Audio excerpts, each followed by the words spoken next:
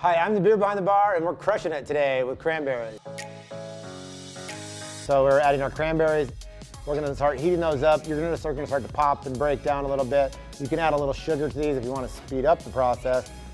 We want to break down that juice, and once we start to see these getting soft and breaking down, that's when we're gonna go ahead and add in half a bottle of Pinot Noir. Also, we want to thicken this up. We want to have it to be a little jelly, and you'll be able to coat the back of a spoon with this. So once we get that done, you can go in and start adding in your ingredients, your light brown sugar, your honey, some vanilla extract, the ground allspice, ground cloves, ground black pepper. You can use red peppercorns for this also if you really want to leave it in there and have a beautiful effect. That red peppercorns are going to be a little sweeter than the black peppercorns and not have as much spice. To top this off, we add in cinnamon. I love cinnamon. We're going ahead and take that reduction off and let it cool a little bit. Then we're going to add it straight into the remaining bottle of Pinot Noir. And you can go ahead and take another bottle of Pinot Noir and top this off and let those flavors start to infuse. It'll stay good for a few days. You can make this in advance and let it sit. The longer it sits, the stronger it's going to get and the more flavor you're going to get throughout the Pinot Noir. So I would say do this a minimum 2 hours before serving. If not 3 to 4 days before, that is absolutely fine too.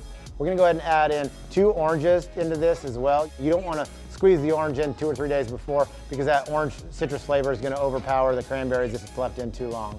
If someone really likes that Pinot Noir cranberry flavor, they're just gonna wanna drink this straight. They're just gonna want it in a glass as much as they were drinking a red wine.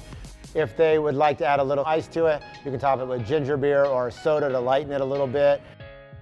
It's one that you can set out at a table and let people kind of punch bowl it out into their glass and decide what they wanna top it with.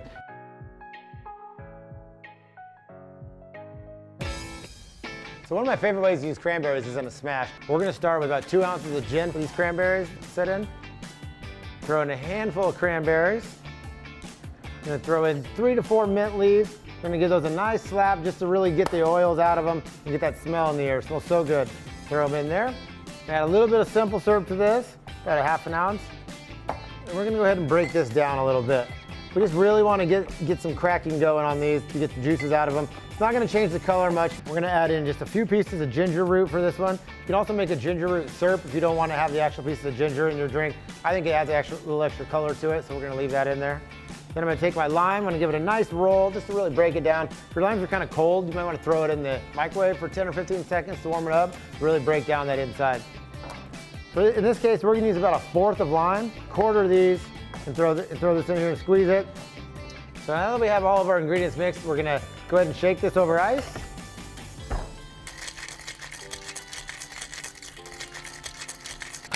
Now that we have that all done, we're gonna go ahead and just transfer this straight into a glass. We're gonna top this with ginger beer. Here we have our Cranberry Smash.